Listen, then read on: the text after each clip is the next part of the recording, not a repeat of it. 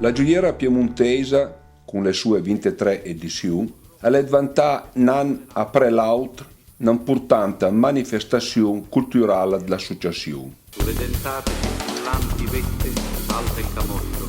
E la via inviarala nel 1992, ant la prima cada sulla di Alp, a Cussila Sangra a Biela, con la partecipazione ad Miro Merelli, dell'associazione Mitteleuropa, e ultimo direttore ad Etnie, la prima rivista stampata in lingua italiana, ad Scienza politica e cultura dei popoli minoritari. Salve Piemonte. Il nome del Piemonte, nome riconosciuto. Con il tramud della CAD l'associazione da Biela Buriana, 1996, la gioiera alla incamminata a slarghese per arrivare ad avere anche un'esposizione permanente con più che ad 1000 titoli tra liber e CD musicali. Suona la valanga da ghiacci in mani rotolanti. In giunta a questa presentazione, il uomo ha pensato ad liare la registrazione della gioiera organizzata nel 2012,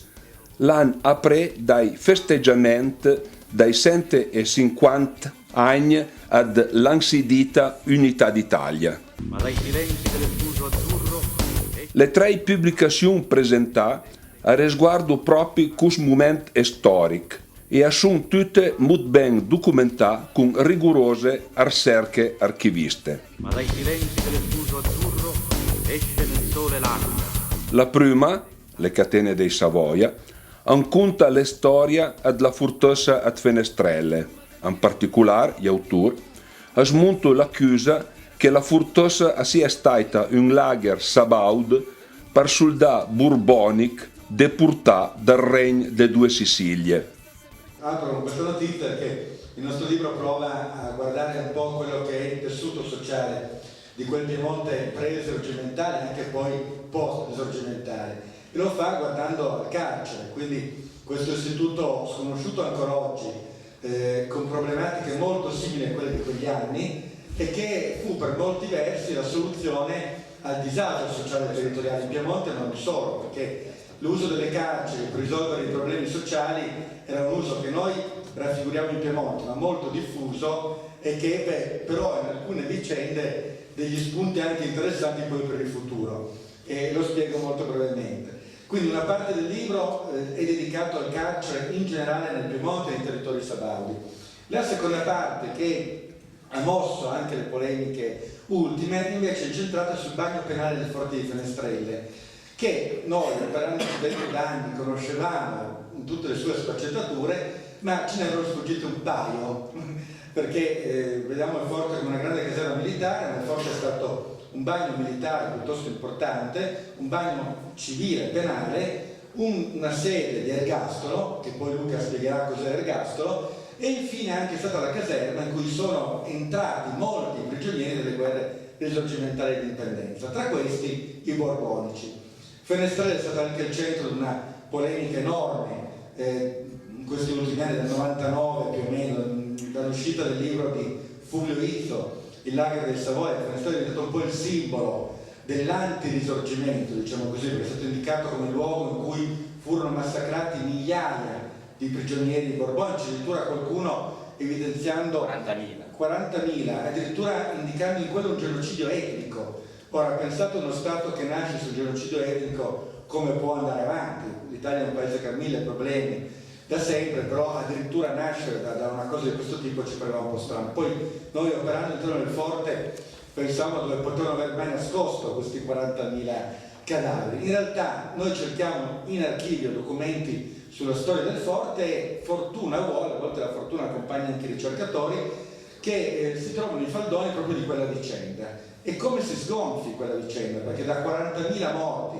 scopriamo che i caduti borbonici a Fenestrelle furono 5, quindi c'è una certa differenza piuttosto sostanziosa, che morirono di malattie legate a malattie polmonari, perché arrivarono una notte dell'8 agosto, del 9 agosto, novembre, perché ho detto agosto, non so, del 9 novembre, arrivarono in treno fino a Pianoro, poi fecero gli ultimi 35 km a piedi, poco sorvegliati, ma era normale. I trasferimenti militari in quegli anni avvenivano così, erano tappe di 15 km giornalieri più o meno, e quando c'era il treno si usava quello poi anche, fin dove c'era il treno si usava il treno, poi si andava a piedi.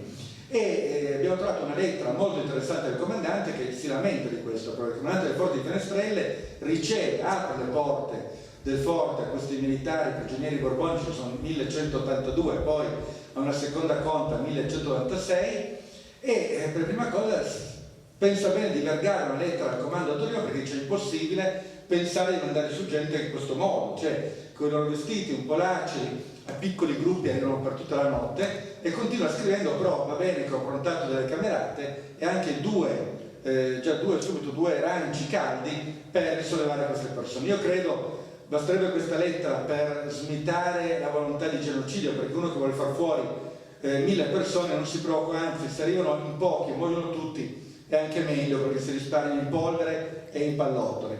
In realtà poi la corrispondenza del Continua ci elenca ancora una serie di attenzioni che comunque hanno dimostrato l'esatto opposto. Sia il problema che avevano questi ragazzi del sud di avere le famiglie con sé, ma negli arsenali, quindi non c'è un distacco feroce tra questi soldati e le loro famiglie. Alle famiglie borboniche fu data la possibilità di raggiungere questi ragazzi, però alloggiando negli arsenali di Pinerolo, Torino, delle grandi zone militari. Il forte non aveva un arsenale degno di questo nome. Quindi il secondo problema che emerge è quello del comandante, che si preoccupa dicendo: dobbiamo avvicinare questi ragazzi, specialmente quelli più anziani, alle loro famiglie. E lo farà, perché in alcuni casi con militari molto anziani, parliamo di 50 anni all'epoca, 50 anni io sarei già da buttare non so dove, si decise di avvicinarli proprio perché era chiaro le difficoltà che avevano anche nel rapporto di lontananza con i loro cari. E poi i registri, che fino a qua siamo a romanzo, perché sono lettere, no? Quindi potremmo dire, ma le lettere poi magari non denunciano le vere intenzioni. In realtà i registri, perché i Savoia, che si sono accorti molto bene nel libro, nei documenti, erano fanatici nella burocrazia, si scriveva ogni cosa. Paradossalmente, se hanno trucidato 1000 persone, probabilmente ne abbiamo trovato traccia. No, probabilmente, l'abbiamo trovata. Esatto, soprattutto sui costi perché c'era una contabilità molto ferrea. Ebbene, i registri incrociati continuano a evidenziare queste scomparse, questi 5 nomi, Lucchese, Patalucci e quant'altro, che tornano continuamente, perché dovete sapere che già nel gennaio questi ragazzi furono destinati ai loro corpi, già arrivati in fortezza, furono suddivisi per i vari corpi di appartenenza, e a gennaio furono spediti in questo tentativo piuttosto frettoloso che aveva l'esercito piemontese pre-italiano di arruolare più uomini possibili nella previsione di altre battaglie e altre guerre. Quindi a gennaio escono, quindi a gennaio abbiamo l'elenco delle destinazioni di questi uomini, di nuovo tornano i 5 caduti, abbiamo l'elenco ospedaliero e di nuovo tornano i 5 nominativi dei morti, abbiamo l'elenco dei trasferimenti, anche quelli ospedalieri, troviamo di nuovo quei nomi, abbiamo le lettere, il carteggio fittissimo tra il forte, il comando e il governo, perché tra l'altro era cura del governo avere notizie immediate di quello che capitava ai prigionieri borbonici, poi diventati da gennaio soldati da razzo, scusate, diventano poi soldati cacciatori franchi italiani a tutti gli effetti, quindi questo status di prigioniero di guerra è piuttosto breve. Attenzione però che è anche uno status che dà garanzie rispettate all'epoca, forse più di quanto si rispettino oggi nei scenari internazionali. Questo per dire semplicemente che la leggenda che è venuta fuori di Fenestrelle come lager deriva forse da una volontà politica più che storica, e ciò fa pensare il fatto che pensate che a Forte di Fenestrelle c'è una scritta: ognuno vale non in quanto è ma in quanto produce. La cosa più bella è che tra produce c'è anche uno spazietto vuoto, quindi bisogna studiato latino per capire cos'è quel produce, no? Ebbene, qualcuno è riuscito a mettere questa scritta che di chiaro stampo fascista l'ha posizionata nel Risorgimento. Quindi il teorema che è venuto fuori molto interessante è che il Forte di Fenestrelle è stato il luogo da cui Auschwitz ha preso ispirazione, addirittura con la scritta "lavoro rende liberi". Poi se aggiungiamo Lombroso come studioso, no, dell'indole umana, quindi come anticipatore delle tesi naziste, scopriamo quindi che il Piemonte è il luogo in cui è nato il nazismo, cioè Hitler è venuto a imparare da noi, direi che ha imparato bene, che cose ne ha fatte, e quindi vediamo anche la malafede di queste teorie, che sono teorie politiche è assolutamente, probabilmente io dico di stampo chiaramente secessionistico, però insomma ognuno poi fa quello che vuole, per carità, ma che non sono assolutamente storiche. Oltretutto poi anche l'idea di buttare 40.000 corpi nella calce viva, come sostengono questi scrittori, senza documenti alla mano diventa alquanto complicato, perché poi abbiamo anche ispezionato alcune camere mortuarie al forte, ma vi assicuro che erano camere mortuarie per i caduti in guerra e quindi erano vuote, come già supponevamo. Però attenzione che dedichiamo anche uno spazio all'altra realtà, molto centro parola Luca. Ci tengo solo a riportare che la nostra è una ricerca oggettiva, perché non siamo assolutamente monarchici né io né Luca, quindi abbiamo trovato argomenti a sostegno di questa tesi, avremo pubblicati con la stessa dignità con cui abbiamo pubblicato queste tesi, sorrette da documenti fotografati e riportati.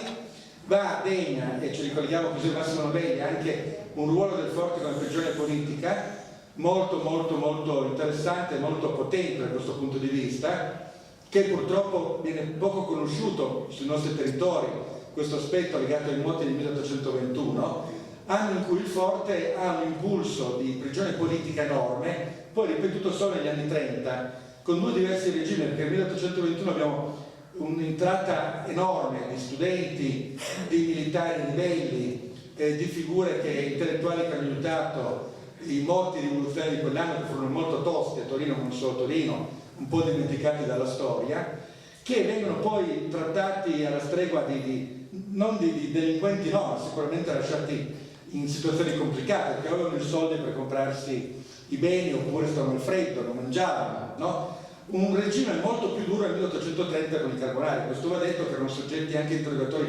pesanti di notte, da un comandante che magari era umano nei confronti dei prigionieri civili, ma andava giù secco nei confronti dei prigionieri politici. Vi cito solo un esempio per Sciapola Luca, un documento interessante. A Torino c'è un locale che si chiama Caffè San Carlo, che chi arriva a Torino magari va anche solo verso il caffè. Il primo proprietario, uno dei primi proprietari, era un rivoltoso, e nei suoi locali spesso si tramavano strani intrecci politici, antimonarchici, a volte anche repubblicani, non solo liberali, qualcuno dice a volte anche un po' socialisti. Ebbene, lui venne preso e portato a Fenestrelle Ducco.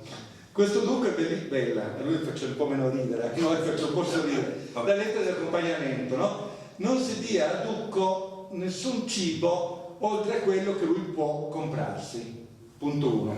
Punto 2, non vengono dati soldi a Ducco.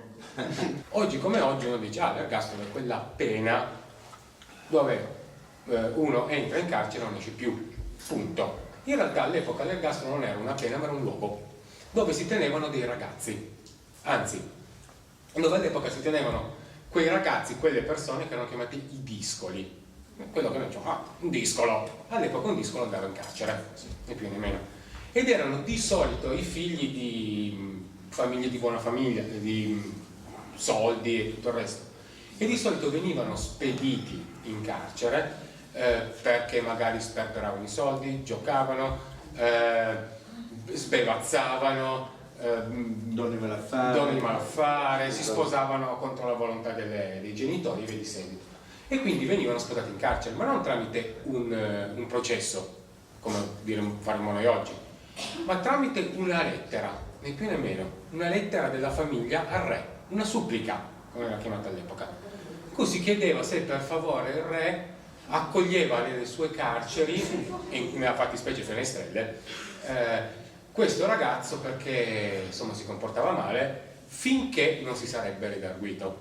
Ma la parola importante era quel finché, perché non era un mese, 2 mesi, 3 mesi, un anno, finché, punto. Poi magari il re se ne dimenticava della cosa, tanto che anni dopo si trovano le suppliche di solito delle madri che richiedono che per favore i figli vengano liberati perché gli mancano a casa. Dico, vabbè, va, liberiamoli, portando però anche questa liberazione di questi figli a diverse problematiche, perché per esempio si trovano tantissime di queste piccole figure che, riagganciandosi anche al libro di Novelli, sono un po' anche questi dei fantasmi del forte, e se ne trovano soprattutto 2 di questi discoli che ricorrono, che si chiamavano uno Michele Pereno, uno Michele Pistamiglio.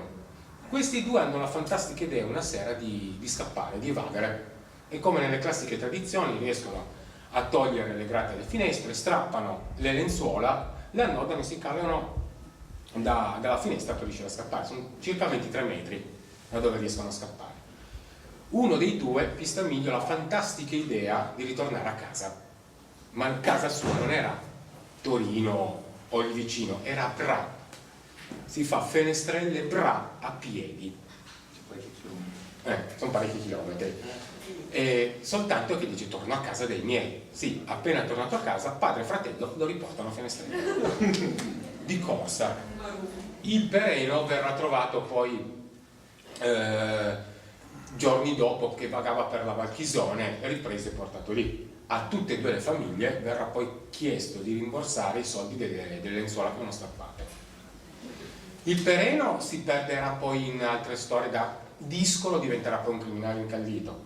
Invece il Pistamiglio, appunto, su supplica della madre, riesce a tornare a casa. Però dopo un po' il comandante se lo ritrova tra i piedi, riportato dai genitori perché si comportava male e tutto il resto. E lo stesso comandante, ed è buffo vedere, lo stesso comandante che diceva Yuri, che svegliava i soldati nella notte per fargli capire che non dovevano rispondere alle domande che volevano, che bisognava fargli dire i nomi dei cospiratori e tutto il resto. Lo stesso gli dirà che appunto che se avesse ascoltato lui, cioè il comandante, scrive alla madre, avesse ascoltato il comandante non se lo sarebbe ritrovato lì, perché, come dice testualmente, conosco il soggetto, e che se mi avesse ascoltato con lasciarlo ancora qui un anno circa, l'avrebbero ora probabilmente tranquillo a casa.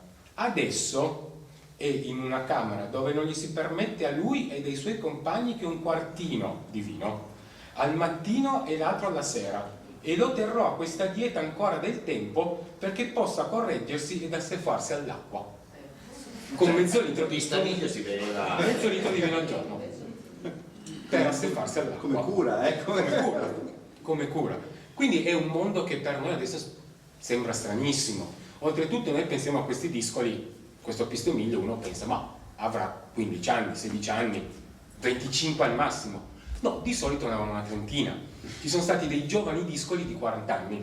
Quindi se Yuri per l'epoca era un anziano, io sono ancora un giovane discolo. Giusto un giovane discolo. Fortunato, giusto per farti pensare.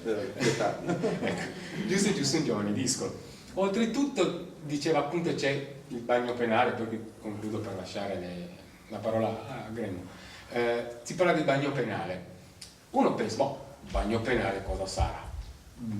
I forzati, non so se qualcuno di voi ha mai visto il film Papillon, ecco, quello è un bagno penale, però lì in un'isola, Fenestrelle è a 1200 metri di altitudine, non conta, perché all'epoca esistevano i bagni penali di mare e i bagni penali di terra.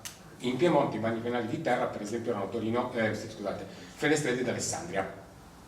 Quelli di mare ne avevano Iosa, c'era Cagliari, Genova, Villefranche, quella di fianco a Nizza e via di seguito. No, dove è morto Guglielmo. Sì, ce n'erano parecchi. I forzati facevano parte del Ministero della Guerra e della Marina, sezione Marina. Quindi tutto il gruppo di forzati era chiamato la ciurma, come quelli che si vedono sulle navi tuttora. Chi li guardava era chiamato i guardia ciurma, che quindi erano dei marinai. Quindi a Fenestrelle voi avreste visto dei soldati vestiti da marinaio a 1200 metri di altitudine, perché erano guardia ciurma. Però uno dice, il forzato è lì che spacca le pietre, che lavora. In realtà il forzato era proprio chiamato quello che era forzato a lavorare più o meno gratis, o comunque pagato molto poco, per lo Stato. Nei bagni penali di mare, tipo nei porti, era a lavorare dentro le gassene. A Fenestrelle uno pensa sempre avranno costruito la fortezza i forzati. No, i forzati erano lì per lavorare ma fare altro. In realtà, visto che siamo qui, si può dire che la fortezza di Fenestrelle l'hanno costruita i biellesi, cioè l'avete costruita voi. L'hanno costruita con contratti d'appalto che ha vinto l'ha vinto una famiglia che si chiama Mosco, No, Rosazza. Rosazza. Bravissimo. Rosazza. Rosazza. Mica per il Laval. Rosazza. Rosazza. Ma un camerone, una stanza come questa, dove tutti noi, se non di più, stiamo assieme. Possono esserci uomini, donne, bambini, più anziani, assassini, ladri di polli, donne di malaffare, con magari 1 o 2 epitali, punto, e un po' di paglia buttata lì.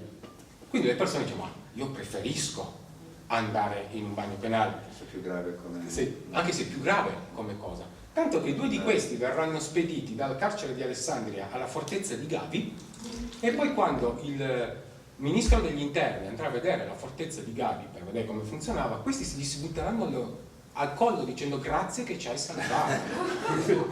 Un altro di questi, e qui giusto per vedere un po' che tentare funziona, ma meglio non farlo troppo spesso, un altro di questi sempre di Alessandria dice vabbè, io sono qui in carcere, però se faccio un reato peggiore mi mandano in un bagno penale, quindi a Fenestrelle, picchio un mio compagno di cella, così sicuramente mi mandano a... Sì, l'ha picchiato un po' troppo, il compagno muore e lui posso andare a Fenestrelle, lo impiccheranno già.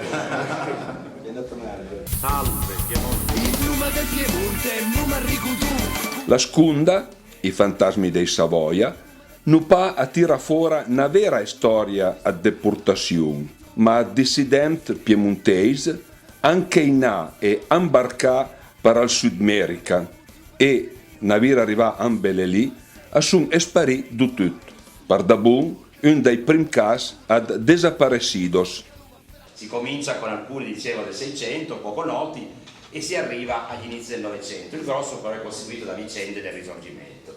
Il titolo, I fantasmi di Savoia, ha un stretto collegamento con il libro di Roberto Gremmo, dell'amico Gremmo, e in parte anche con quello degli amici Bossuto e Costanzo, perché questa storia è scoperta per caso all'archivio del Ministero degli Esteri di Roma da un amico architetto che si occupa delle vicende della guerra del Paraguay, che fu combattuta per molti anni, per una decina d'anni, sul finire del 1860 al 1870 circa. I fantasmi di Savoia sono oltre 200 piemontesi e liguri che erano stati arrestati per i disordini torinesi della prima strage di Stato nel settembre del 1864, e nonostante l'amnistia promulgata da Vittorio Emanuele II erano rimasti in carcere. Allora la carcerazione era sottratta al controllo della magistratura ordinaria e anche di quella militare. La polizia aveva le mani libere per tenere in galera per anni gente. Questi 160 erano quasi tutti, si presume, arrestati durante le giornate del 20-21 settembre del 64. Cosa succede? Che alla fine del 1865 il rappresentante argentino, il potentissimo signor Calvari a Genova, organizza l'arruolamento forzato nell'esercito argentino, che aveva bisogno di ampliare gli organici per combattere il piccolo Paraguay. E notate che il Paraguay in quella guerra è stato completamente distrutto dai soldati dell'Uruguay, dell'Argentina e del Brasile, e circa il 70% dei maschi del paese sono rimasti uccisi, cioè quindi è stata una guerra di aggressione del povero Paraguay. E comunque questi 165, 200, quanto erano, vengono arruolati a forza nell'esercito argentino, che si presume siano morti, deportati in catene da Genova a Montevideo e poi a Buenos Aires. Perché la vicenda viene fuori e ci sono queste lettere del Ministero degli Esteri? Perché 2 persone oneste, allora, le poche forse come oggi che c'erano, un console italiano a Montevideo e il console Raffo e l'ambasciatore italiano in Uruguay, adesso non mi ricordo il nome, comunque mi verrà in mente, si accorgono dell'arrivo di queste persone in catene, i nazionali in catene. Allora inizia una fitta corrispondenza con la Marmora, che era presidente del Consiglio nel 65-66, la capitale era a Firenze, e intanto fa arrestare il capitano della nave l'Emilia, che aveva deportato questa gente, e si scopre dalla deposizione che questi arrestati nei monti di Torino erano stati effettivamente portati in catene, fatti uscire dalle carceri di Genova e di Torino, portati in catene per questo lungo viaggio verso il Sud America e arruolati nell'esercito argentino. Di questi episodi ce ne sono stati sicuramente, cioè di episodi del genere ce ne sono stati altri, però la Marmora non diede ordine di fermare questo traffico di carne umana e quindi il console e l'ambasciatore italiano Barbolani, l'ambasciatore Barbolani, decisero di soprassedere, anche perché pensavano alla carriera, anche se avevano avuto il coraggio di denunciare questa storia. La terza pubblicazione, la prima strage di Stato, seconda edizione, riguarda ravaggi dal 1864 a Piazza San Carlo a Turin. Ravaggi organizzati per crasare le proteste contro il tramut della capitale da Turin a Firenze. Grazie alla fondazione Canale Ospitane e ai giornali che hanno fatto un po' da reclama. Mentre io non sapevo niente di questa cosa dei bagni penali, quindi vi faccio i complimenti. Anche perché ho imparato una cosa, piccola curiosità che dico prima di dire le cose che volevo dire. Negli anni 50 un vecchio partigiano anarchico che si chiamava Belgrado Pedrini viene messo in galera perché aveva ucciso un fascista. Naturalmente questa è la continuità dello Stato, lo Stato democratico che mette in galera i partigiani, e ha composto una canzone che gli anarchici cantano ancora, insomma, no? Che si intitola Il Galeon Fatale. Io non avevo mai capito questa canzone qui, Il Galeon Fatale. Lui descrive il carcere, è una descrizione del carcere. Io non avevo mai capito perché avevo usato proprio questa metafora del galeone. Adesso capivo, è una piccola curiosità. Dunque, quello che volevo dire io era questo. Novelli ha detto una cosa importante, facendo presente che il filo che lega tre libri molto diversi, insomma, come quelli che presentiamo oggi, è un tentativo di parlare della storia dei vinti, cioè degli altri, cosa che naturalmente non si è mai fatta perché non ha mai interessato nessuno. Ho sentito citare il professor Barbero. Il professor Barbero cura una collana, che me la sono portato dietro, per l'editrice Salerno, che è un editore di libri scientifici, che però si intitola Aculei, e ho comprato questo libro della collana, che però non è scritto da Barbero ma dal professor Canfora, che riguarda Gramsci, perché mi sto occupando della vicenda di Gramsci. E all'inizio Canfora fa una premessa metodologica e dice questo: quando si parla del risorgimento fino adesso si è fatta un po' una storia sacra, la si è sacralizzata, cioè è diventata praticamente intoccabile. Capisco, come avete detto già voi, che lo fosse per il Savoia, capisco ancora di più che lo fosse per il fascismo, è il fascismo che sacralizza al massimo, no, la storia dell'Ottocento, perché è il diretto erede, no, del centralismo, del mito della patria, del nazionalismo, eccetera. Tra l'altro, piccola parentesi, è stato ricordato Mazzini. Mazzini negli anni 60 a Napoli fonda un giornale, un quotidiano, lo chiama Il Popolo d'Italia. Non è un caso che Mussolini pigli proprio quel titolo lì, insomma, durante la Repubblica Sociale, per contrapporsi ai Savoia, i fascisti tirano fuori molto, più che Garibaldi, tirano fuori il mito proprio di Mazzini. Quindi la Canfora dice, ha ragione, no, che si è fatta una sacralità della storia, no? Quindi intoccabile, assolutamente indiscutibile. E questa tendenza qui non è finita col fascismo. Si sono ricordati le celebrazioni del 150, non dell'unità d'Italia, l'Italia non è neanche unita adesso, ma non era neanche stata unita allora, no? Il Veneto non c'era, eccetera, eccetera. Anzi, l'alibi dell'unità d'Italia poi è servito per mandare la povera gente ad ammazzare degli altri italiani nella guerra del 15-18, quindi assolutamente non era unità d'Italia, semplicemente lo Stato sabaudo si italianizza, cambia nome, no? Diventa un'altra cosa, eccetera. Comunque anche quelle celebrazioni lì sono state improntate a questa sacralità, no? Non era neanche pensabile, o comunque io non mi sono neanche avventurato, la verità, che ci potessero essere delle voci discordanti, perché questa era la cosa. Qual è l'escluso vero, ecco, per noi in Piemonte? Qui si sono ricordate che in altre regioni, è giusto, no? In Lombardia, così, anche i ceti popolari hanno parzialmente, partecipato anche all'idea risorgimentale. Cosa succede invece in Piemonte? La vulgata, cioè quello che si racconta sempre, è che c'era questo piccolo popolo fedelissimo, no? Che nella sua totalità segue il suo sovrano, prima o poi in tutte le avventure militari, perché naturalmente il mito. Ora, la realtà non è propriamente così.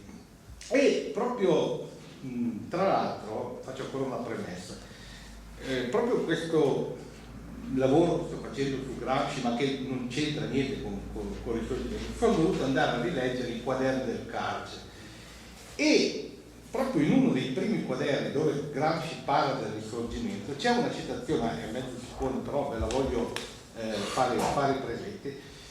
Gramsci dice, così come noi il risorgimento ha cercato di rassegnare l'Italia, fino a quel momento l'Italia non era, Gramsci dice, non era mai esistita e non poteva esistere. Quindi il mito dell'unità d'Italia, lo stesso Gramsci dice, ma insomma non è detto che fosse davvero, dovesse essere poi così.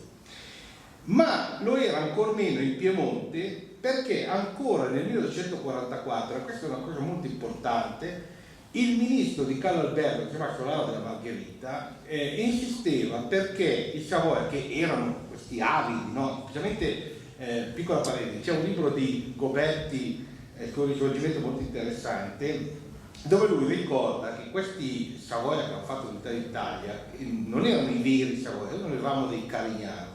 Ora questi ramo dei Carignano erano tutti, ecco, qui ci vorrebbe davvero l'ombroso, no? Perché avevano tutti delle tare, voi pensate, il fratello di Re Umberto, no? Il famoso principe Oddone, poverino, era un nano, deforme, Vittorio Emanuele III, anche lui con le sue gambette, quindi avevano anche, poi tra l'altro Carlo Alberto era anche uno che aveva tutti queste, aveva la maga di corte, no? Quindi anche queste lucubrazioni, poi di notte non dormiva, c'era le crisi mistiche, no? Tutte queste. Ecco, Solano della Margherita, che è il ministro di Carlo Alberto, nel 1944 dice a Carlo Alberto, siccome c'era stata una ribellione dei cantoni svizzeri cattolici contro quelli protestanti, invita Carlo Alberto a intervenire di là. Se vuoi allarga verso la Svizzera invece di allargare qua. Quindi non era detto, poi naturalmente Carlo Alberto con la scusa che non era riuscito a trovare 1 milione di allora per finanziare i cantoni cattolici, Carlo Alberto naturalmente rinuncia e fa invece la famosa follia, no, del 48, quando va in aiuto ai minori che non lo volevano. Cioè le 5 giornate di Milano, Catania, eccetera, sono sostanzialmente anti-piemontesi, cioè loro perdono perché preferivano perdere piuttosto che avere Savoia e impiccioni che arrivavano. Ma già nel 48, ecco, io ricordo un episodio che secondo me è emblematico. Nel 48 ad Arona ci sono le truppe piemontesi che devono partire per la guerra, e il reggimento Savona, che è tutto composto da montanari di Cairo Montanotte e della zona dietro la Terra Suonese, si ribella e si mettono a gridare viva Radetzky a basso Carlo Alberto, ma non perché fossero austriacanti, questi erano dei montanari piemontesi, dei montanari della gente nostra che non voleva la guerra, non voleva morire. Bene, naturalmente lì c'è la prima grande repressione sabauda e vengono presi 6 considerati caporioni e fucilati sul posto. Questo per dire che l'esordio delle guerre risorgimentali è già subito un esordio drammatico, un esordio violento contro il contadino, il montanaro, la povera gente che non sentiva assolutamente l'esigenza di queste avventure militari. Controprova è il 1853.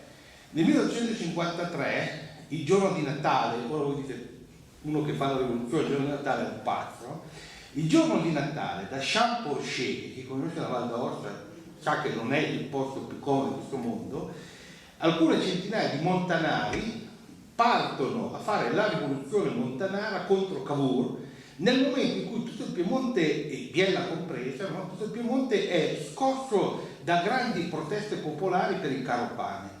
Bene, parte la rivolta dei montanari che sanno di essere stati emarginati, sanno che arrivano nuove tasse, gli tolgono le feste, perché naturalmente la laicizzazione dello Stato porta a eliminare le feste, queste erano affezionate, erano le feste dei paesi, e parte la grande rivolta montanara che scende giù, arriva fino al forte di Bar e, come tutte le cose che fanno i valdostani, sbaglia immediatamente strada, perché invece di andare verso il Canavese, dove altri contadini erano pronti a dare manforte, vanno verso Aosta, no? Questo è tipico della mentalità valdostana, vanno da Aosta, dove i borghesi, la brava gente valdostana, il sindaco, il notabile, eccetera, e il vescovo, perché poi c'è questa sacra alleanza che si viene sempre fuori, cioè chi ha i piedi al caldo generalmente non è mai favorevole a chi ha i piedi al freddo, no? Questa è una regola.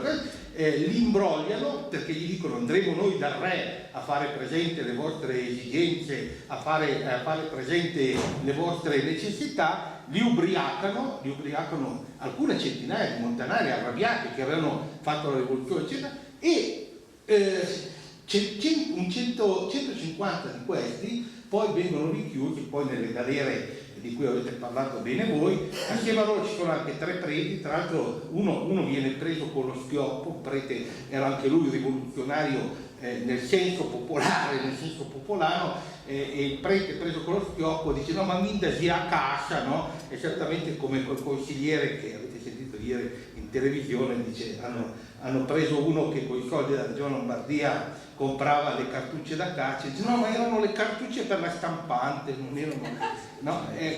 Comunque, quindi la grande rivoluzione montanara del 1853, che è fatta proprio contro i miti militaristi, contro i miti centralizzatori che stavano prevalendo. Cosa dimenticata, l'anno dopo, 1854, la stessa rivoluzione parte dalle fabbriche biellesi.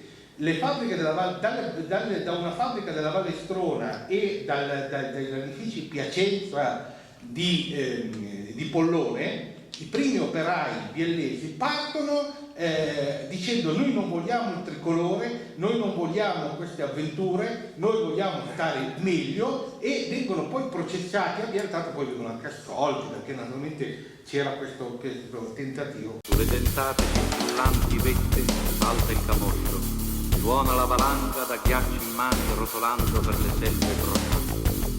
Ma dai silenzi... Dalla lettura a Tuzzon avem fora, in maniera sclinta, che an tal Piemunt risurgimental non tut aiero pro dell'avventura italiana.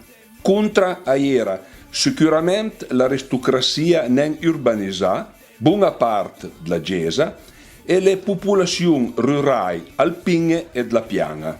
A pro troviamo la bourgeoisia e l'aristocrazia urbanizzata piemontesa e italiana, liasse per espantier ai suoi interessi economici e politici.